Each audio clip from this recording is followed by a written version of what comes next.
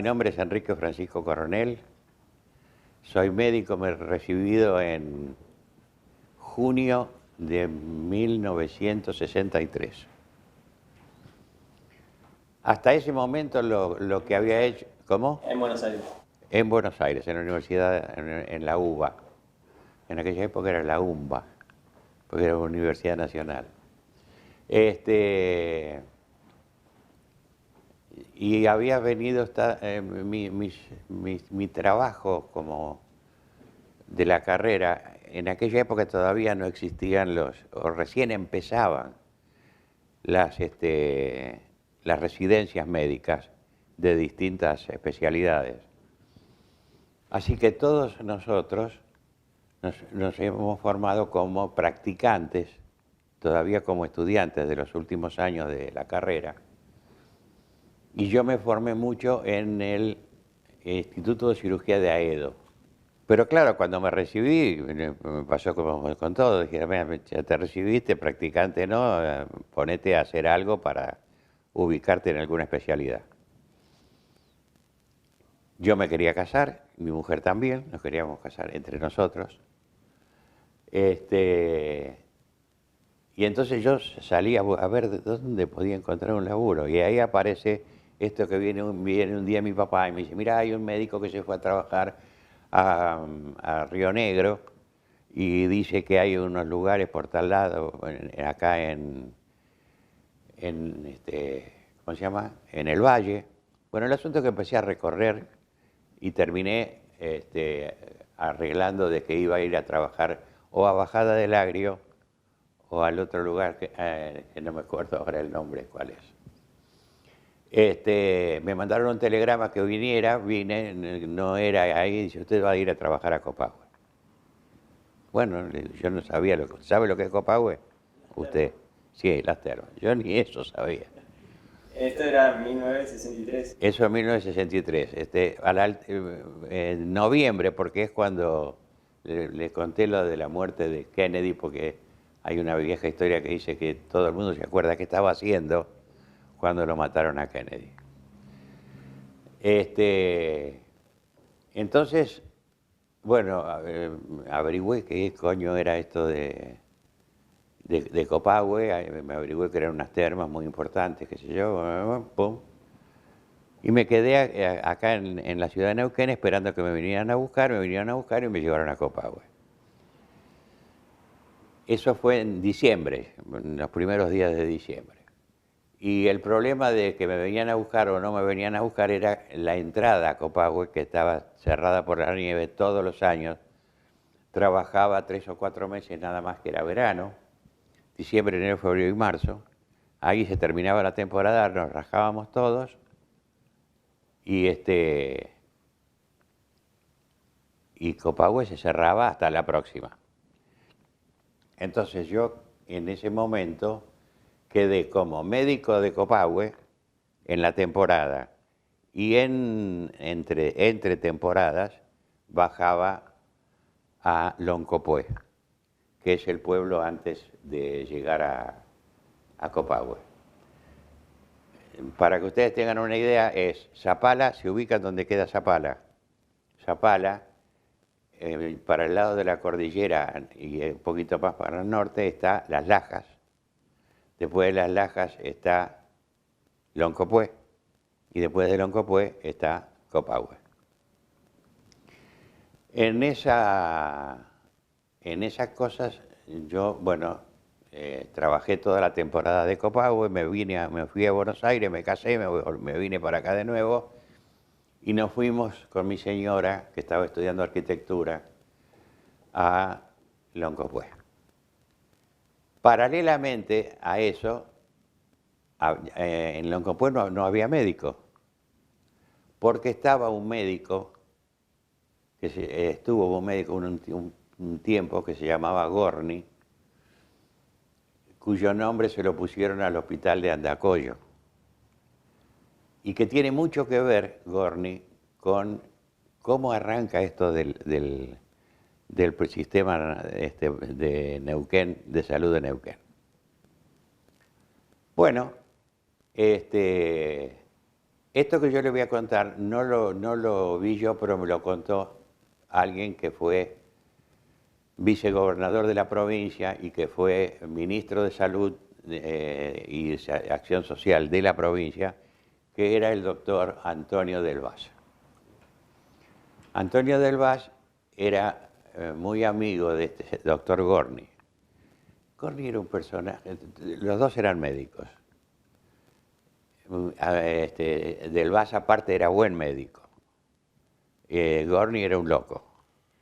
Sí, después con tiempo les voy a contar algunas anécdotas de Gorni.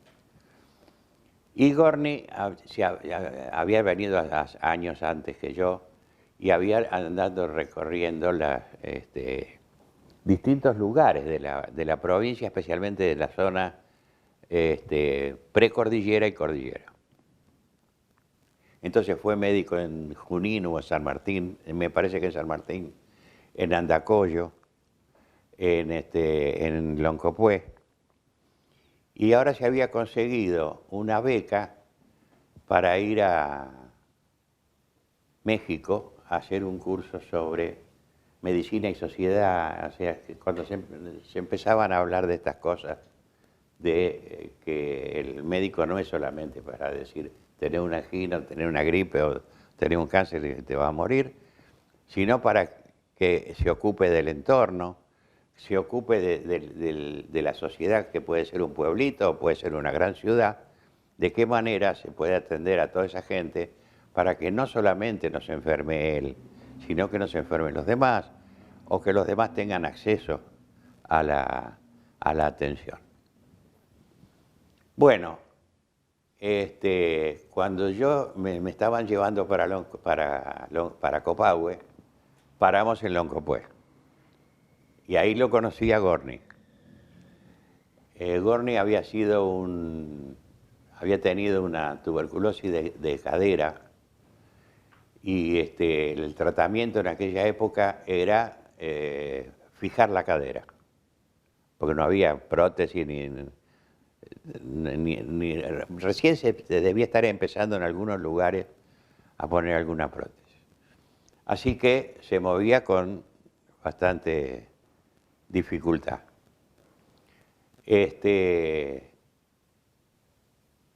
Cuando yo llego, bueno, me lo presentan, qué sé yo, y me mira y me dice, ajá, ¿vos dónde vas a ir ahora? A Copahue. Y después, no sé, después te vas a venir acá al pueblo.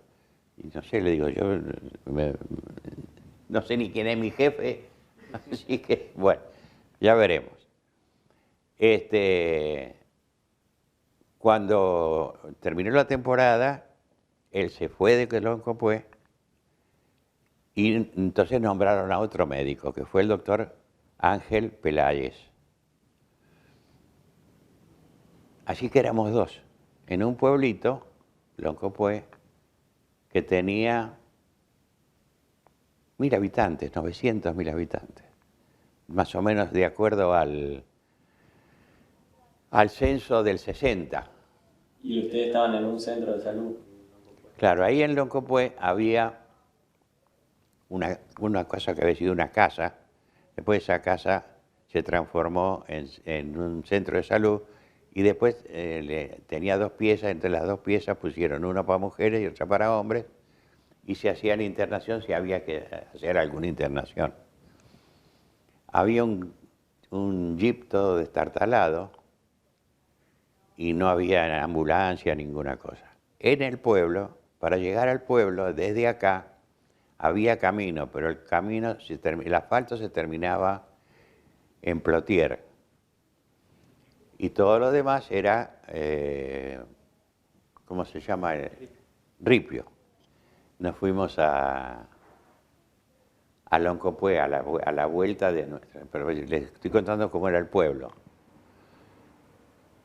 Por ejemplo, sabíamos quién llegaba o quién se iba del pueblo por el ruido de los vehículos. O sea, era el motor del camión de Mardones, podía ser.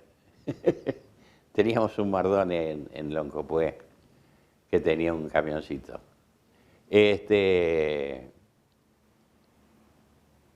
No teníamos televisión, por supuesto. teníamos agua corriente. Teníamos luz eléctrica a las 24 horas.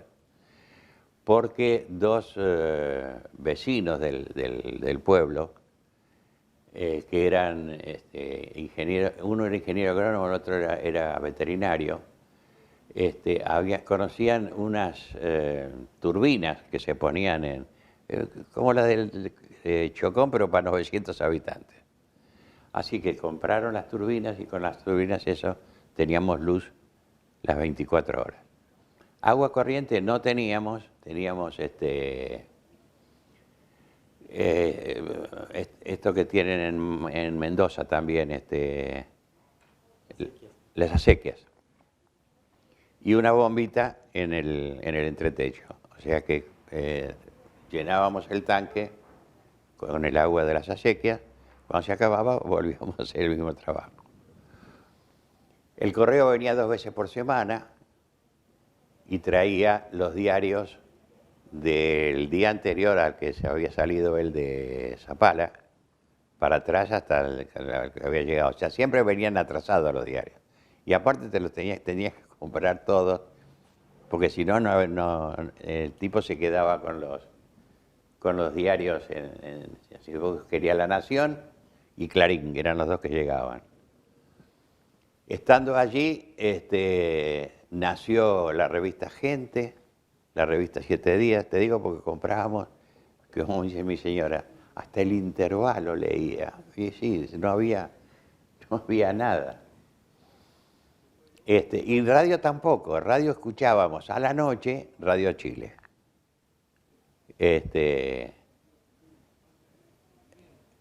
Pero bueno, había una solidaridad en el pueblo de grupos sociales. Como en todos estos pueblos tenían la gente del campo, los dueños de los campos eran los aristócratas del pueblo, y después había el grupo que trabajaba para los aristócratas, y entonces había 2 clubes en Loncopué, a pesar de que eran 900 habitantes. Bueno, uno de los trabajos que yo me puse fue el de que hubiera un solo club que fuera de Loncopué y se dejen de joder con eso. Entonces, bueno, sí, logramos. Y entonces el club de los aristócratas se llamaba Jockey Club. Y el club de los otros se llamaba Club Atlético Loncopué. Entonces empecé a pincharlo, y digo, pero si ustedes tenían este club, ¿por qué está? Aparte cuando nosotros llegamos estaban cerrados, los clubes no. Se abrían para si había algún acto, que venía el obispo, si venía el gobernador, entonces limpiaban todo, pero si no, no lo usaban para nada. Hasta que un día vinieron a verme de los aristocráticos, me dijeron, bueno, ya tenemos todo listo para empezar con el polo. Así que cuando quieras venir a practicar, no, digo, yo no sé andar a caballo. ¿Y para qué jodiste tanto? Para que ustedes se junten con los otros. Y se logró bastante. Después desapareció otra vez, pero bueno, fue uno de los trabajos que hicimos, aparte de atenderle las anginas o las diarreas. Entonces, el otro médico, que estuvo mucho más que yo, porque por principio yo estaba en el periodo de invierno, otoño-invierno, y después me iba a Copahue. Y él se quedó, yo estuve 63 hasta el 68, y ahí yo me fui a Buenos Aires a hacer la residencia que ahora sí había, la residencia de médico fisiatra, o sea, médico de rehabilitación. Ahí vuelve a Buenos Aires. Ahí me fui a Buenos Aires, sí, pero con ¿cómo se llama? No renuncié a renuncié al cargo de director de las termas, qué sé yo, y yo fui a hablar con el ministro y le dije, mire, me ofrecen para que vaya con esto. Ellos me pagan en Buenos Aires, el Servicio Nacional me pagaba una beca que era poca plata, pero si acá me daban lo que le pagaban a un médico que recién empezaba, más o menos nos podíamos arreglar. Y aparte nos venía bien porque mi señora terminó su carrera de arquitecta y aparte nos vinimos con 2 chicos. Pero era por la residencia, ¿vio? Entonces, cuando yo vuelvo a Neuquén, ya estaban Elsa Moreno y el pelado Perrone. Y empezaban a trabajar sobre los problemas de salud de la provincia para armar alguna cosa a raíz de que quería Del Vaz y Gorni habían empezado a hinchar de que calculá que en ese momento la mortalidad infantil estaba en... No estoy seguro del número, pero 105, 110, 120. Era un espanto. Había 2 provincias en el país que tenían tan alto, el más alto número de por mil de chicos muertos, ¿no? De mortalidad infantil. ¿Eso en qué año, disculpe, volvió? Yo volví en el 70.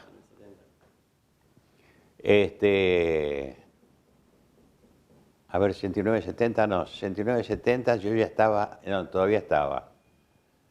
Sí, fines del 70, principio del 71. Entonces, Elsa Moreno, que era una muy buena pediatra y además era una muy buena administradora de salud, se lo trajo a Perrone y entre los 2 empezaron a armar la cosa y a ver qué médicos eran los que querían, podían trabajar en eso. En aquel momento era bastante común que en el interior de Neuquén hubiera médicos que eran inmigrantes. O sea, por ejemplo, en Chosmalal estaba el doctor Galo, que era italiano, y que él se había venido después de la Segunda Guerra. En Loncopué había estado, no me acuerdo el nombre, pero si les interesa, después lo podemos buscar. Que también estuvo varios años y después se fue y no era argentino, no me acuerdo de dónde era. En Las Lajas estuvo un médico boliviano. Cuando yo vine a pedir laburo, vino un médico peruano. O sea, era muy difícil que un argentino tenía que tener una serie de cosas para poder acceder a trabajar ahí. O que sea, que él se convenciera de que estaba haciendo bien el trabajo. A mí me sirvió, para mí, mucho, porque yo pude tener vivencias que no hubiese tenido detrás de un escritorio en un consultorio. En Loncopué. Ni acá. Pero ¿qué pasaba? Vos tenías un techo. O sea, vos decías, bueno, a ver, ¿qué cosas puedo hacer yo como médico? Y acá puedo llegar hasta acá, y acá puedo llegar hasta acá, y acá puedo llegar hasta acá. Entonces llegaba un momento en que vos decías, no, otra vez empiezo con lo mismo. Entonces, además tenías que crear una mentalidad en el médico. Entonces, una de las primeras cosas que hicieron en el programa fue el curso para médicos rurales. Y yo no me acuerdo si le llamaban médicos rurales o...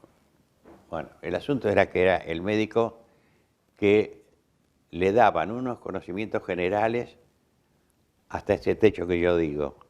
Y fue para mí una de las cosas más importantes que hicieron, buenas, en crear un médico especialista, no solamente en curarte la caída del pelo, sino también que qué podía hacer por la sociedad al que rodeaba al médico y qué importancia tenía el médico. Aparte, ¿cuántos médicos tenías que tener en cada lugar de acuerdo a la población? O sea, vino otra parte que fue la de no solamente capacitar a los médicos, sino empezar a proveer de elementos al lugar para que el médico trabajara bien. Entonces, eso con los médicos. La segunda cosa fue la enfermería.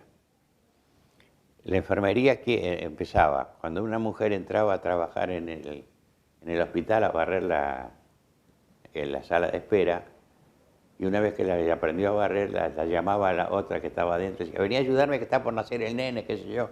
Y allá iba, esa era la enfermera. Entonces se creó la escuela de enfermería, en donde había un curso para auxiliar de enfermería. O sea, se acotaba bien qué trabajo tenía que hacer ese auxiliar de acuerdo a lo que sabía, a lo que podía estudiar, porque también había que pensar que a lo mejor podía ir a trabajar de auxiliar de enfermería a alguien que no sabía casi ni leer ni escribir, o que había sido una base muy chica de educación.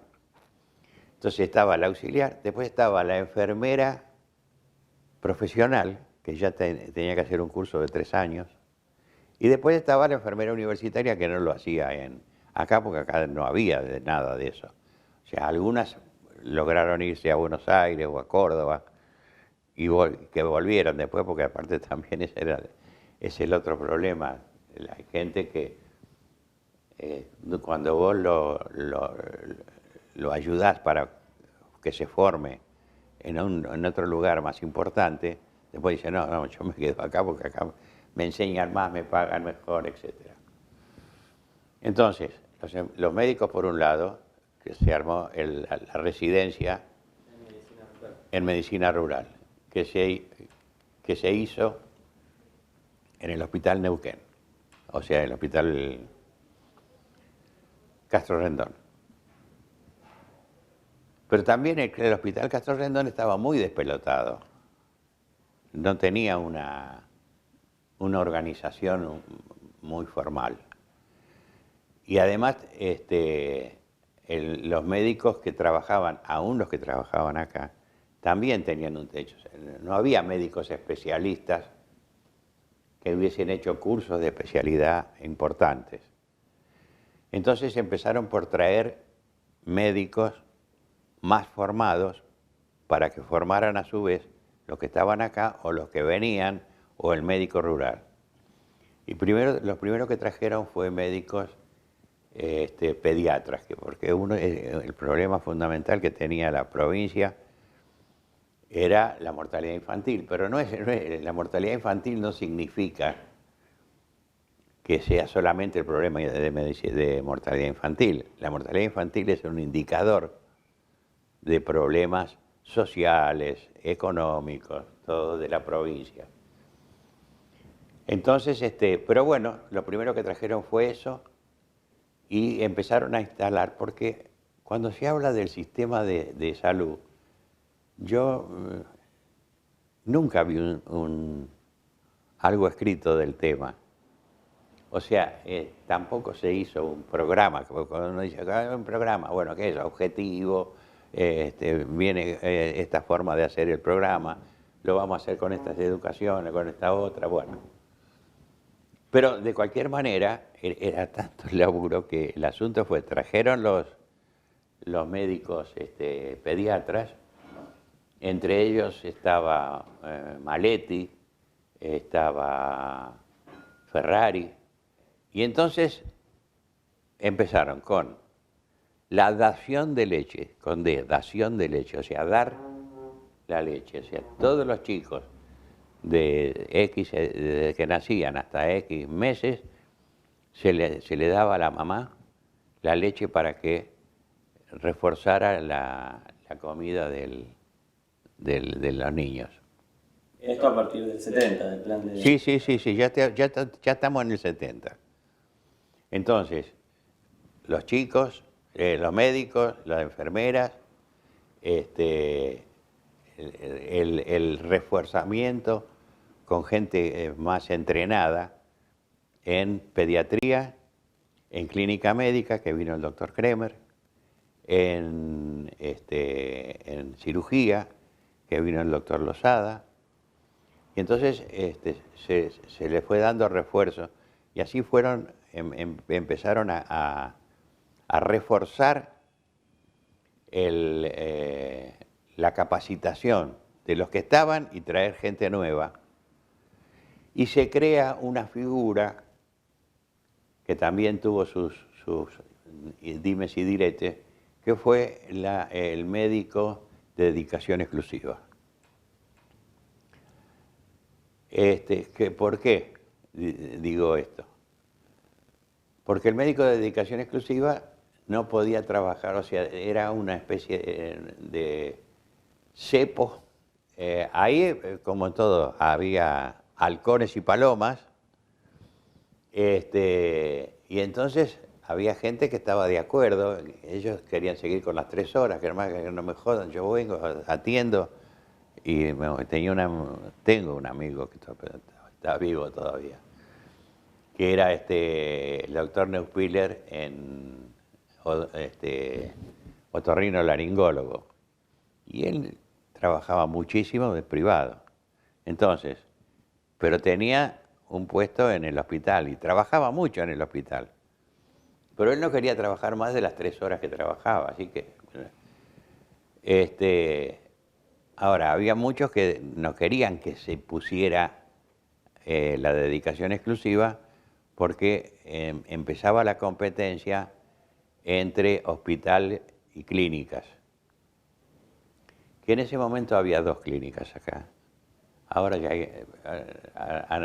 se han aumentado las cosas, pero en aquella época estaba el Policlínico Neuquén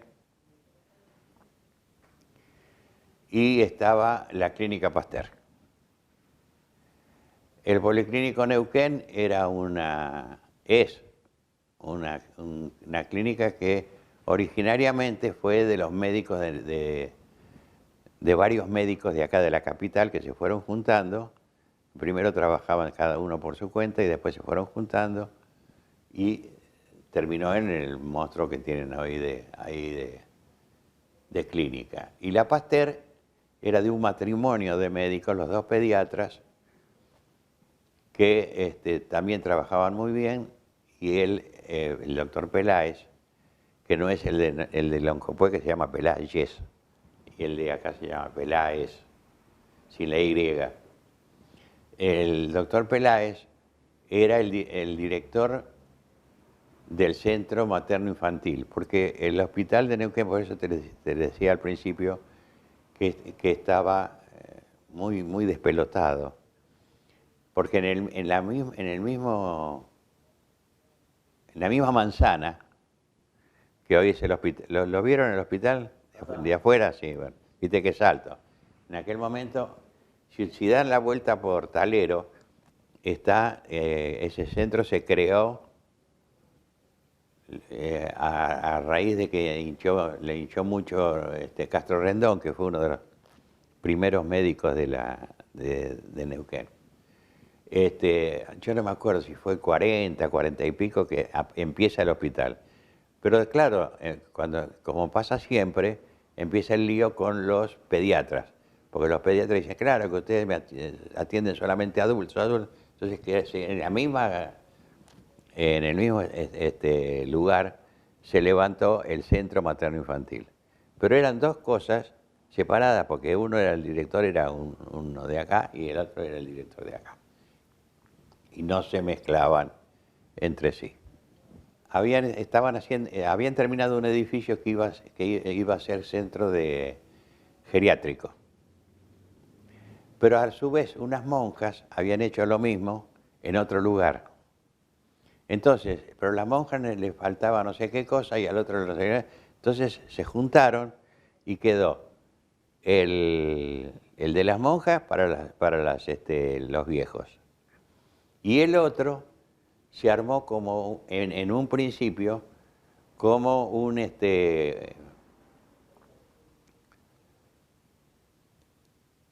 consultorio periférico grande. ¿Cómo se llama eso? Bueno, no me acuerdo. Dependiendo del hospital Neuquén, del hospital Castro Rendón, cuyo director era un tano que se murió, un médico. Y entonces de él dependíamos un servicio que era de tisioneumonología, que era el servicio, a cargo de ese servicio estaba el doctor Saber, Enrique Saber. Y yo, en la otra parte del hospital, habíamos creado el servicio de rehabilitación. Entonces, ahí vine yo a trabajar ahí. Entonces me dijeron, ¿por qué no te pones a trabajar como médico? No, le digo, yo estaba criado con la vieja mentalidad del médico que iba a las casas de los pacientes, que lo recibían con una toallita y la silla para que se sentara el doctor. Le preguntaban al doctor qué coche podían comprar. Así era acá, antes de esto que estamos charlando. Y es lo que yo había vivido en un barrio en Buenos Aires. Pero claro, también estaba el otro grupo, por eso hablé de la grieta, las dos orillas. Y yo siempre pensé que el asunto se podía solucionar sin problema, sin problema relativamente, pero podíamos ayudar entre los médicos de dedicación exclusiva y los no de dedicación exclusiva a respetarnos en lo que hacíamos y entre todos trabajar para un bien común para la provincia. Entonces, yo pensaba que en ese momento, cuando empieza todo este meneo, ¿en qué forma en qué forma podía ayudar? Perdón. ¿En qué forma podía ayudar a esto a mejorar? Me metí entonces en colegio médico y me eligieron, por eso ya fue más adelante, 78 más o menos, me eligieron como presidente del colegio médico. Desde allí traté de 1000 formas de ver cómo podíamos, y nunca lo logré.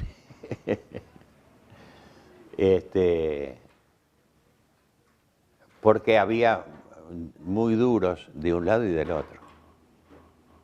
Entre los de dedicación exclusiva y los... Y los práctica liberal, digamos. Claro, que acá en general no había, y te diría que ahora también es bastante difícil, que haya médicos privados que no trabajan con obras sociales.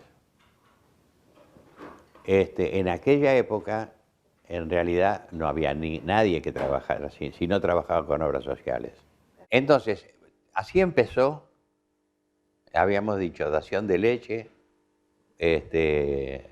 la capacitación del personal de todo nivel,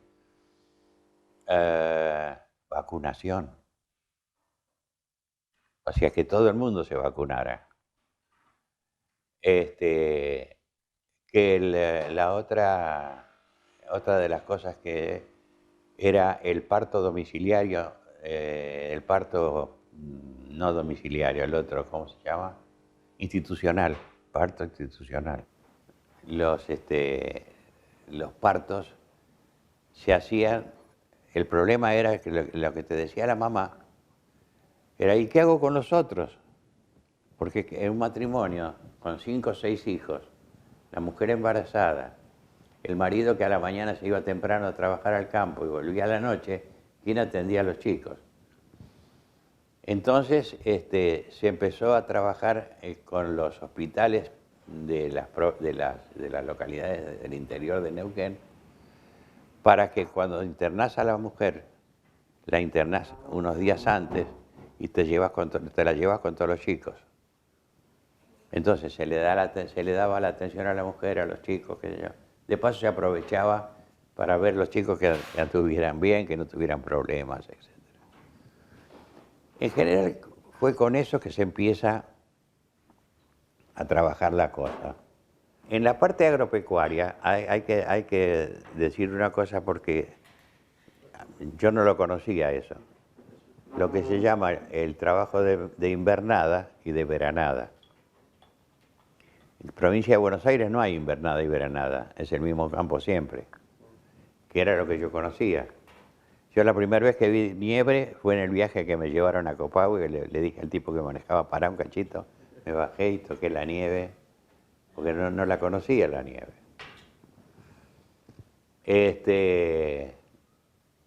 Entonces, con lo de los animales, fines de noviembre, principios de diciembre, un poco dependiendo del clima, de los animalitos, cuando tuvieron la aparición y todas esas cosas, salía como una especie de caravana de 2 o 3 familias. Las familias viajaban en carreta, con bueyes que tiraban de las carretas, y los varones llevaban la hacienda, la poca hacienda que tienen, que en realidad ellos lo que criaban más que nada era chivo, el cabrito, y algún poco de ovejas, algún poco de vacas y algunos caballos. Y así salían todos desde la invernada, iban a parar a la veranada, que quedaba cerca de Copahue. Entonces, los que se enfermaban o necesitaban médico o asistencia médica en Copahue, venían a Copahue a buscar al médico de Copahue. El médico de Copahue era yo, entonces ahí me transformaba en un médico generalista. ¿Y cómo era la atención ahí? ¿Qué instrumental tenía? No, en el pueblo de Copahue no tenía nada. O sea, yo logré armar en una casa una cosita, una pieza una pieza para varones, un consultorio médico y nada más. Entonces, porque también venía gente de Chile. Copahue queda bien en la frontera. Si escupís, se la pegás acá al chileno del otro lado. Y entonces ellos eran de pueblos originarios, eran los mapuches, que venían cruzando, tenían que cruzar le llamaban el desfiladero, que era, yo las 2 veces que lo hice me pareció que era así. Después me bajé y era así, el zorongo que uno se agarra desde la altura. Bueno, eso lo hacían todos los días ellos. Y venían trayendo verduritas que ellos cultivaban, pollos, esto otro, ¿cómo se llama? Artesanías.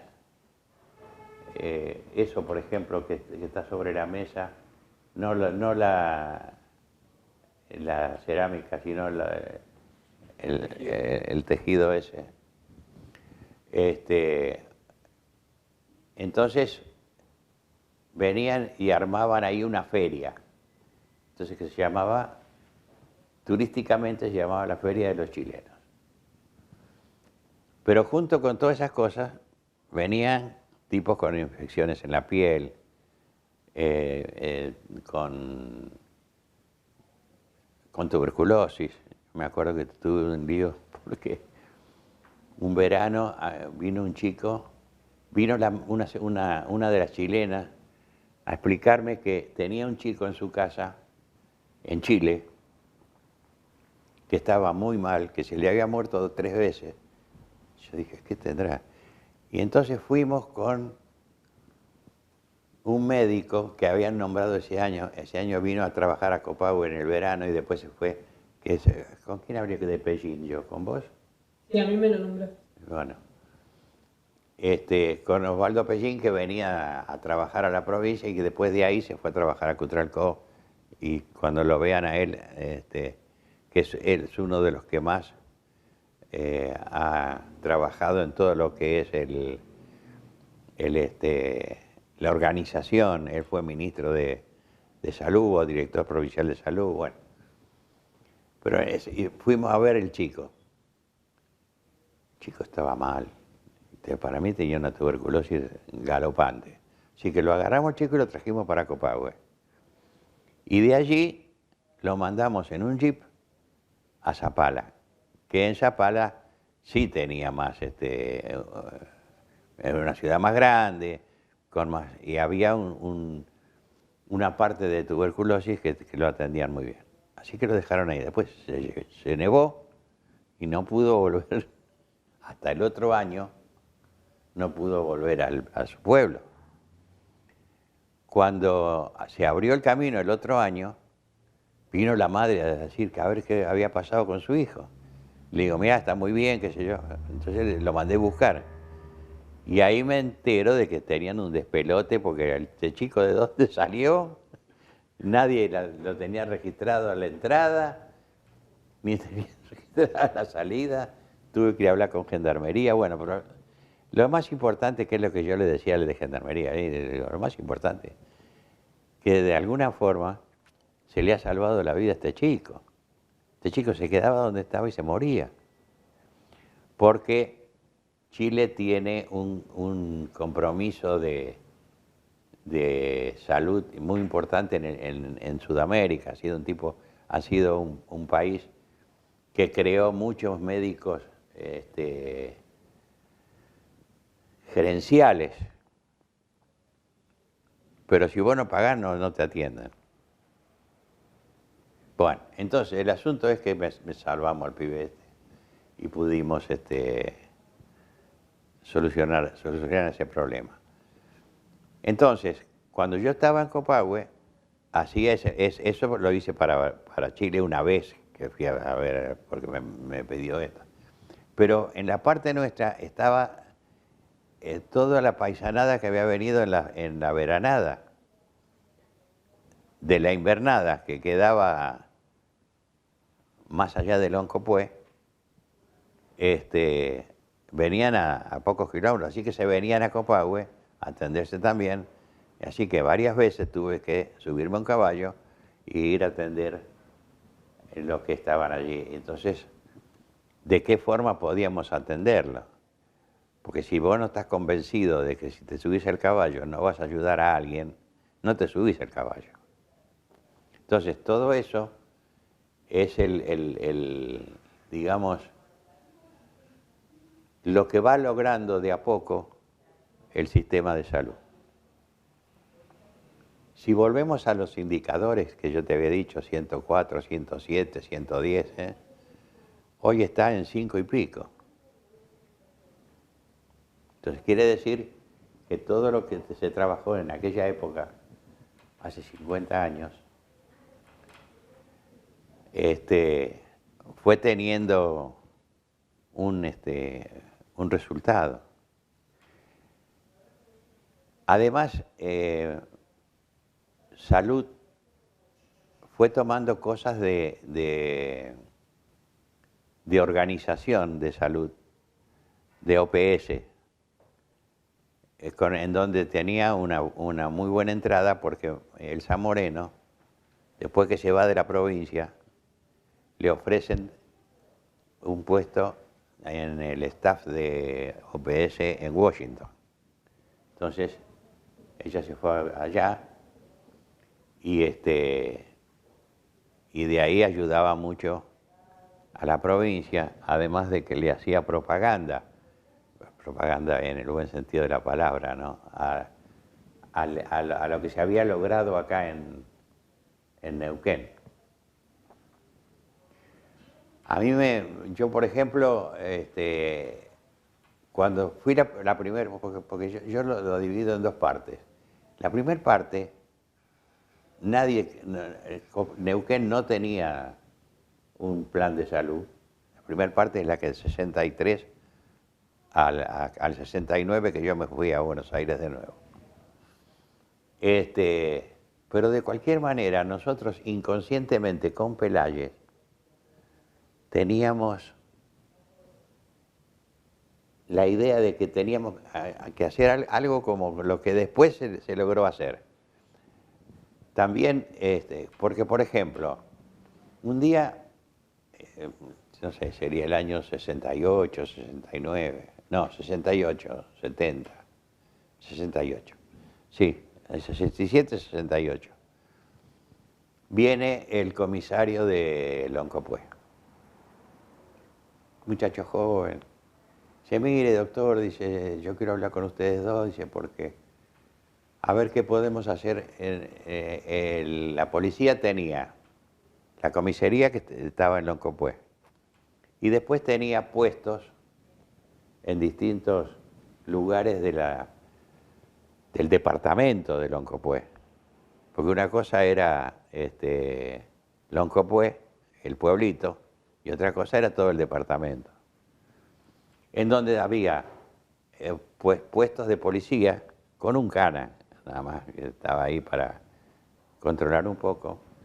Y después había escuelas rurales. Yo alcancé a conocer y dormí una noche en una escuela que estaban terminando la de hacer nueva, que eran las escuelas de rancho, las escuelas rancho, paredes de adobe y techo de paja. Y ahí habría un matrimonio joven en un valle que los lugares eran Uncal, Pichahue, Coihueco, Chorriaca. En esos lugares había maestros. Entonces, el policía nos venía a decir que había hablado con los maestros y los maestros le decían que por qué no le hablaban con los médicos a ver si podían ayudarlos en algo. Porque, bueno. Entonces, como éramos dos en el pueblo, Peláez y yo era más aventurero que Peláez, le digo, che, yo me voy ahí, me voy con el cana y veo para tener una idea de qué es lo que estás manejando, porque nosotros estábamos manejando el pueblito, pero lo que pasaba en los otros lugares no sabíamos.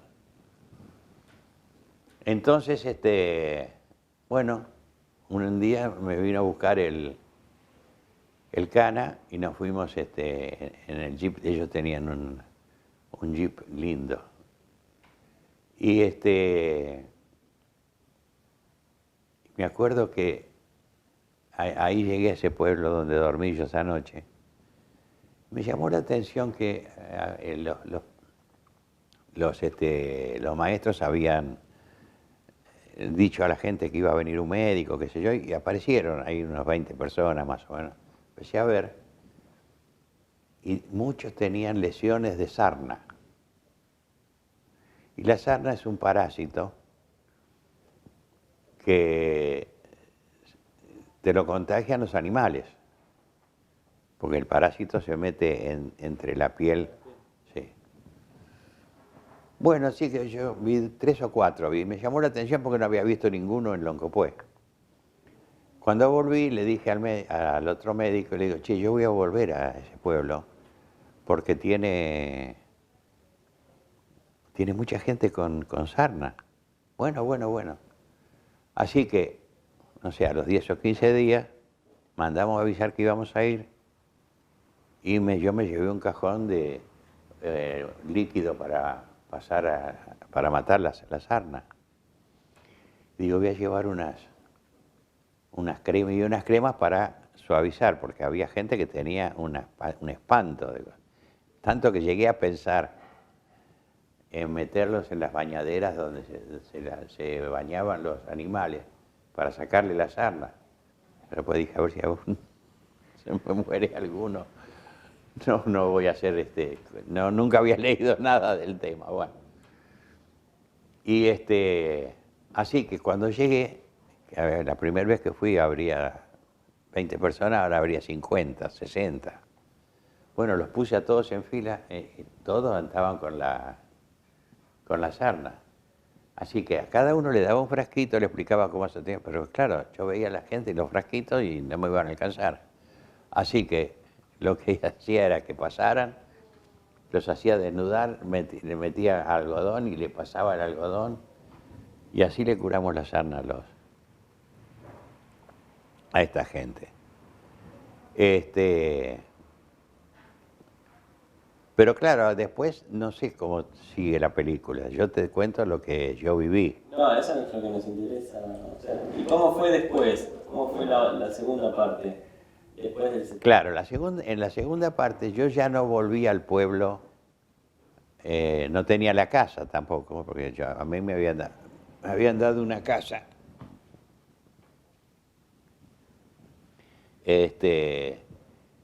Pero sí llevaba a la gente de Loncopué, de Copahue, porque en Loncopué le hicieron un hospital nuevo, y tienen, yo no sé cuántos médicos tienen ahora, pero yo calculo que debe ser 6 o 7.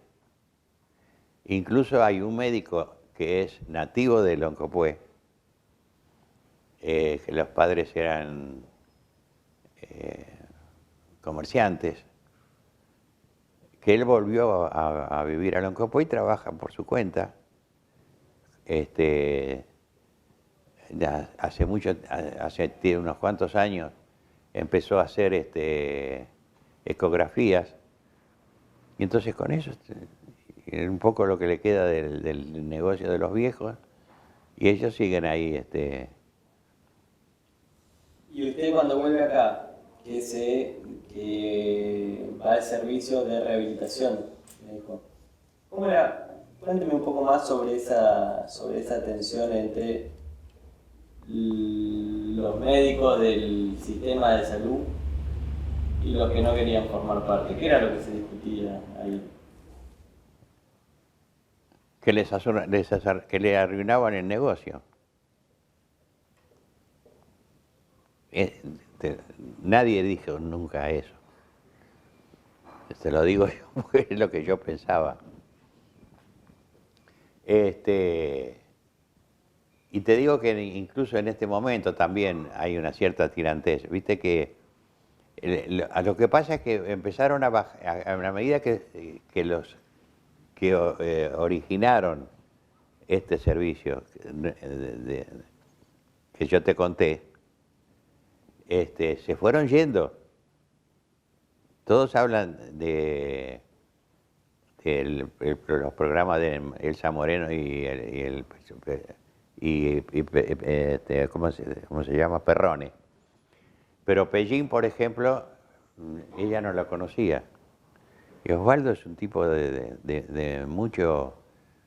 Fue ministro acá, fue diputado nacional, y siempre buscando mejorar el servicio médico. Y también, no sé si Gorni y Deloaz, esto que yo les conté al principio. Deloaz era un tipo de mi edad, y yo lo conocía de Buenos Aires, de la facultad. No era amigo de él en ese momento. Después nos encontramos acá, y el hecho de conocernos, bueno, pues nos fue acercando, qué sé yo. Después encima él quedó viudo, puede ser películas de la televisión, quedó viudo, y se casó con una chica arquitecta amiga de mi señora y compañera ¿cómo se llama? De Obras Públicas. Y después, cuando viene el golpe del 76, alguien le fue a decir, no sé quién se habrá sido, pero alguien le dijo, mirá, Antonio, tomátela porque en cualquier momento... Así que se fueron a vivir a España. Y allá murió. Volvió en el 80 y pico, estuvo 2 años, le hicieron bastantes chanchadas políticas y se volvió de nuevo a España y se quedó allá hasta que se murió. No sé, no me acuerdo de qué, un cáncer de no sé qué. ¿Y cómo impactó la época de la dictadura? ¿Cómo impactó el 76 al 83? Mire, y lo voy a tratar de usted.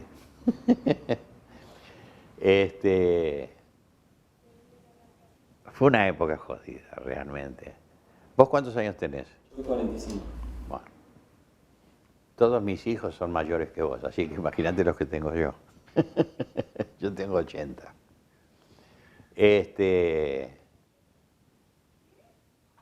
Nosotros no se podía hacer por decretos que ponían los milicos, no se podía hacer acciones, ¿cómo se dice?, sindicalistas, o no funcionaba ningún gremio. Pero claro, nosotros teníamos, el colegio médico no es como los colegios, hay 2 tipos de colegio médico. El colegio médico de ley y el colegio de médicos como una asociación de médicos que le permita a esa asociación, los médicos le permiten gestionarle sus pagos y todas esas cosas.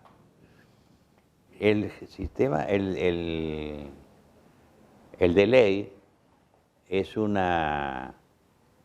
por una ley de la provincia, el que da la matrícula, el que hace toda la parte legal. Nosotros no tenemos acá Colegio Médico de Ley. Tiene, por ejemplo, la provincia de Buenos Aires. Tiene, a ver qué otra, no sé si, no, Río Negro, no tampoco. Había unas 14, 15 provincias que tenían ese colegio. Entonces, eso era otra cosa. Lo que teníamos nosotros era algo gremial. O sea, si teníamos algún despelote con la obra social, le cortábamos los servicios, eso era como si fuera un gremio. Pero después les decías que no, que en realidad no era que le habían cortado, no nos habían pagado lo que trabajábamos, entonces, bueno. Pero ellos también, los milicos también buscaban cómo, a ver si era realmente cierto lo que yo hacía, lo que hacíamos en el colegio médico. Yo te conté que en el Buque Roldán había 2 servicios, uno de tisioneumonología y uno de rehabilitación. Y había consultorios externos. Cuando yo era jefe del servicio de rehabilitación, Saber era jefe del servicio de tisioneumonología. Enrique Saber era un hombre mucho más grande que yo. O sea, ahora estaría en los 90, casi en los 100 años. O sea, me llevaba como 20 años. Y era un tipo muy serio, muy bien formado. Era de las palomas, era de los que iban por la grieta del medio. Un día me viene a ver y me dice, Enrique, mira, dice, yo atiendo a un tipo que es de la CIDE. Está bien, flaco, atendelo. No es por eso. Me vino a ver porque me dice que como yo estoy metido con ustedes en el colegio médico. Él era, nosotros tenemos una una secretaría o una dirección, no me acuerdo ahora el nombre, secretaría creo que era, para cuidar la ética profesional y todas esas cosas. Y siempre nombrabas a algún jovato con con buenos antecedentes y ese que era el cargo que tenía Enrique Saber. Pero lo que el otro le venía a decir, porque claro, como los pacientes son muy especiales, te cuentan cosas que a lo mejor no se las cuentan a nadie. O se preocupan por cómo estás vos porque lo atendés a él, ¿no? Bueno, y este tipo se ve que se preocupó por lo que se enteró y entonces Enrique me dice, mirá, me dijo esto, ¿qué vas a hacer? Y yo, ¿qué voy a hacer yo? Nada. Si no estoy haciendo nada ni en contra de uno ni del otro. Estoy tratando de que las cosas se lleven lo más pareja posible. Para mejor, en ese momento, acá teníamos un gobernador, que era el general, que había sido presidente de Vélez Sarsfield. Bueno, ahora no me acuerdo, ya me voy a acordar. Que nos tenía mucho aprecio a toda la gente del colegio médico, qué sé yo. Así que yo dije, me salvo con esto.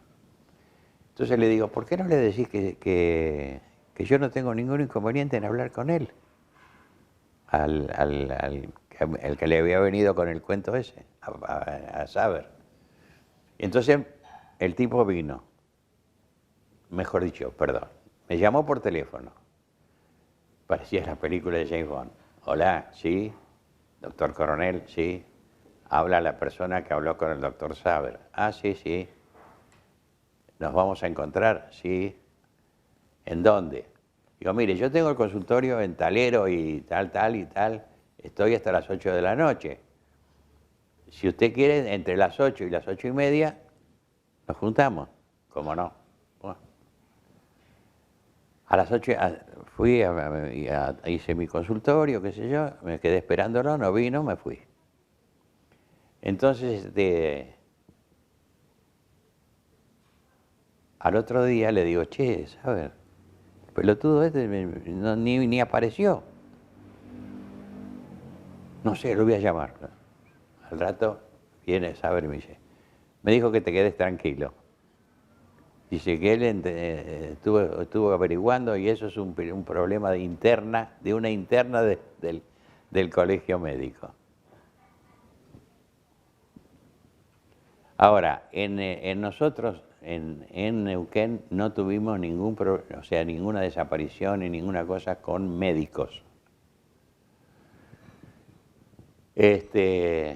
Sí, mataron a 2 hijos del que había sido gobernador, que era Felipe Zapag.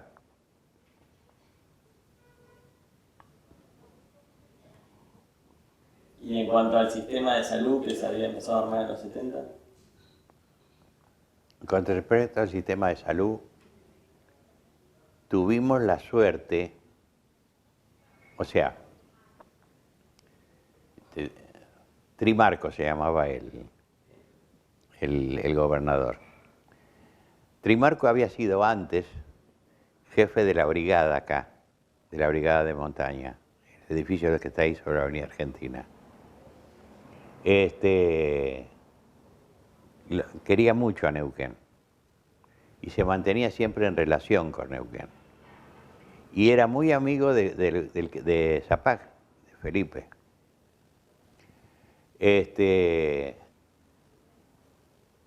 Y él me llama a mí cuando asume, eso fue en fines del 78. Me llama y me dice que yo como presidente del colegio médico le dé el nombre de algún médico para nombrarlo como ministro de salud. Bueno, muy bien. Salí de ahí, me junté con algún grupo. Le dije a uno que había sido presidente del colegio médico, Me dijo, no, yo no puedo, no tengo tiempo, no quiero... Bueno, chinchún, volví. Y le dije, mire... Dice, ¿cómo? No, mire, hablé con fulano, hablé con mengano, tienen sus inconvenientes. Entonces me dice, bueno, entonces se lo pido a usted, que sea usted el ministro.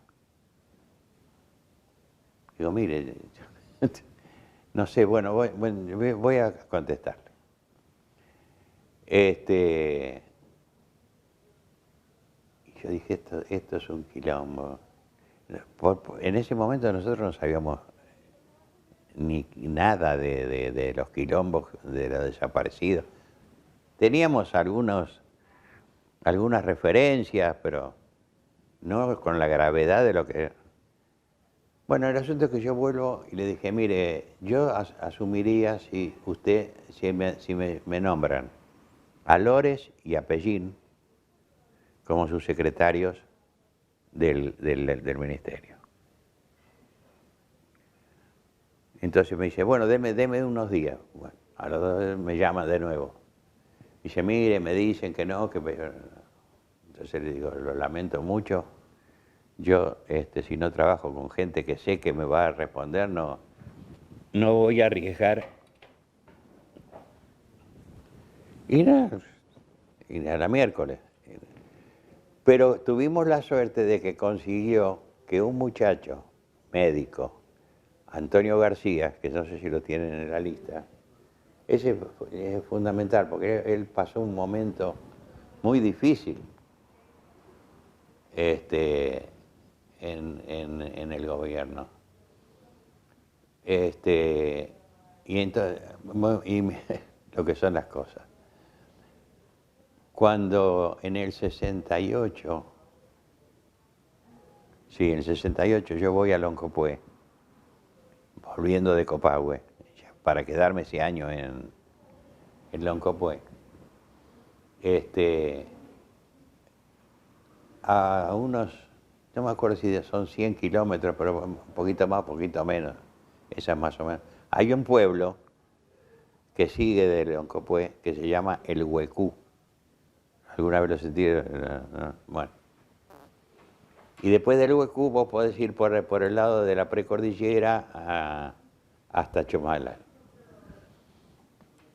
Pero en Huecú no había médico, nunca había habido médico. Entonces cuando tenían alguna cosa grave, hablaban por radio de policía a Loncopué y íbamos, o Peláez o yo, íbamos al Huecú. Y cuando yo vuelvo años después a Loncopué, me dicen, han nombrado un médico en el Huecú. Entonces digo, yo lo quiero conocer. ¿Por qué? Y porque no puedo creer que haya ningún médico pelotudo que se venga a laburar el Huecú, era la mitad de lo que era el Loncopué. Así que me lo fui a ver a Antonio García. Y Antonio estuvo ahí uno o 2 años en Loncopué. Y empezó a escalar, como se fue armando el sistema con zonas sanitarias que tampoco existían. La primera vez que yo fui ahí no sabía ni quién era mi jefe. Además, al principio del año 64, 65, y cuando estoy contando, había hospitalitos o centros de salud y personal que dependían de salud de nación y otros que dependían de salud de provincia. Yo ahí no sé, pero García se lo puede decir fácilmente, o Pellín. Nación se liberó de todo lo que era salud. Y entonces se tuvo que hacer cargo la provincia. Entonces ahí empezaron a armarse las zonas. Entonces está la zona sanitaria 1, la 2, la 3, la 4, o sea, una con Chosmal. La ciudad más importante de la zona era la sede del jefe de zona. Bueno, y cada jefe de zona tenía a su cargo hospitales. Después vino la categorización también de los hospitales de acuerdo a el nivel de atención. ¿De complejidad? ¿Cómo? ¿De complejidad? El nivel de complejidad, exacto. Entonces, en la medida de dedicación exclusiva, yo, por ejemplo, yo me peleo muchas veces por esto. No creo en la dedicación exclusiva generalizada, porque ni los suecos lo pudieron hacer. Bueno, doctor, la verdad que muy rico todo lo que nos cuenta. No sé, yo te cuento lo que yo viví.